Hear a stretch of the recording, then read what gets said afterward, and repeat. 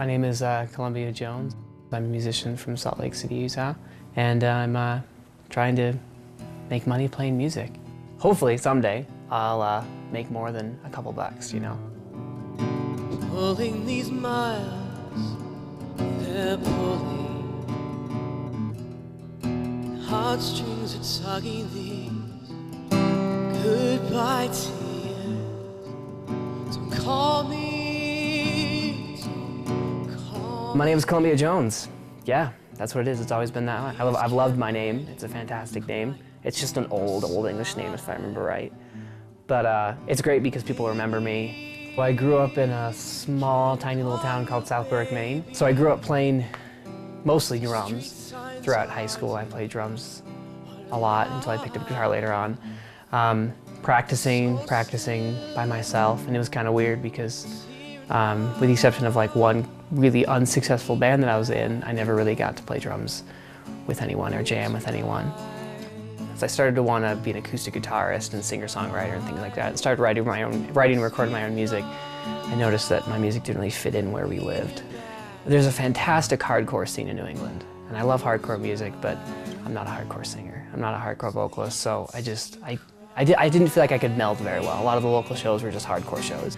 So I had the option of either driving down to Boston whenever I wanted to play an acoustic show or pursue music, living in Boston, which is super expensive, or moving out to Salt Lake. Write me, baby, just write, 'cause every minute I'll be treading this law. I'd like to say that I'm more independent of a musician.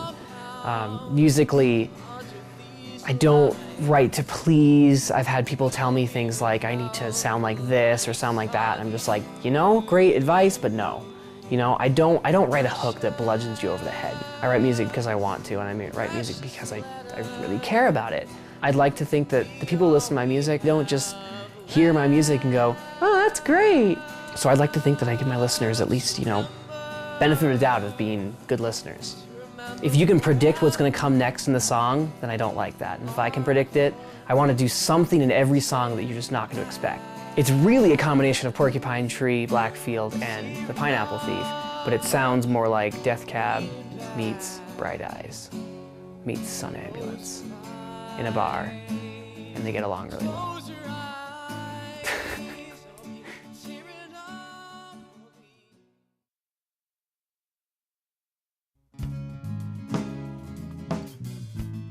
So growing up, I played in a concert band in my high school, and I think that kind of taught me about complex song structures. After that, though, what really opened me up was I had a friend who listened to this band, Porcupine Tree, and they had this album called Lightbulb Sun. And so I bought that album one day, and I was just like blown away because Lightbulb Sun took these complex song structures and sounds, and they mixed them together into what sounded more like alternative rock. It opened my mind up to you could make something that's progressive and interesting in song structures that are developed and deep and more complex than just like verse, chorus, but you didn't have to sacrifice the complexity of it to make it appeal to more people. And I picked up guitar when I was about 19. Bought my first guitar, actually, it's right here. His name's Wilbur. I was still really heavily influenced by like kind of the weirder Porcupine Tree weirder Radiohead, not like OK Computer, like the odder stuff.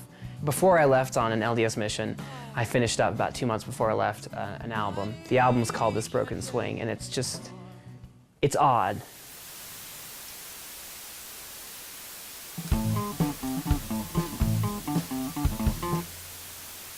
One song that's like all piano, and you have one song that has like this random lady talking in the background, and the next song's kind of like complex and buildy, and then you've got Hitler, and it's just weird.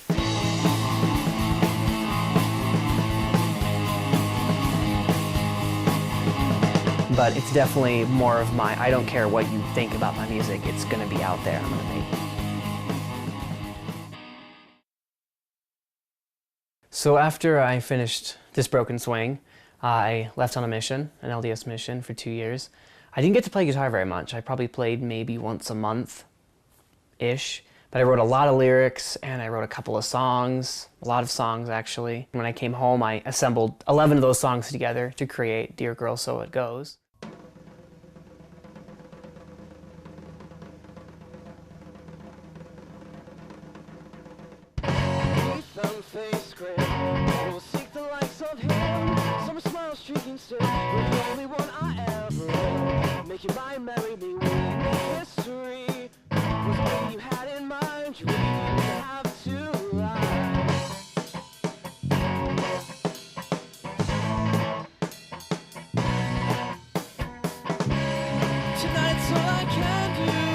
Every song is about a specific event that happened that led me to write a song about it.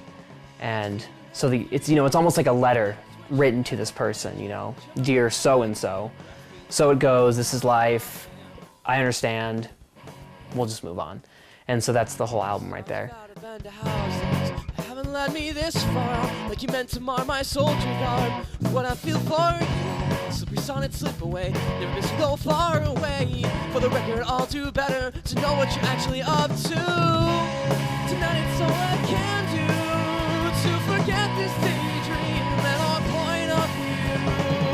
I see you headed through your teeth, you never twitch, you never cringe. Jump on the bandwagon, grasping the hand of him. I can list all the reasons that you felt for him, and I can list all I have to offer. I could name every reason why you are ashamed, but I can't decide why I care, and then you'll never.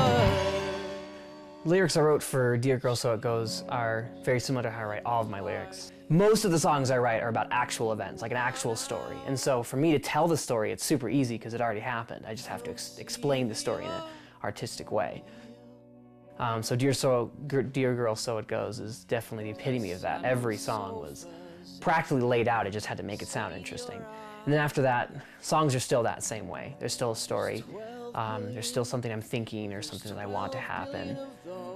But like I said, they're almost always actual events that I draw from. I try to draw interesting adjectives that sound, that make the story sound cooler than we were like hanging out one day and then like got in a car and we all left and never saw her again, you know, as opposed to that. I went to war to win you back.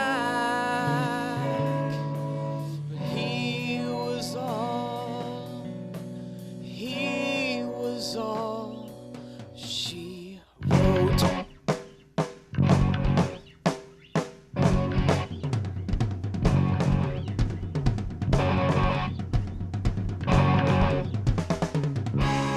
Tonight it's all I can do to forget this daydream at all point of view. I have seen you headed through your teeth, you never twitch, you never cringe. Jumping on the bandwagon, grasping the hand of, grasping the hand of him. So I was debating at this point, you know, looking at the bands around me and everything.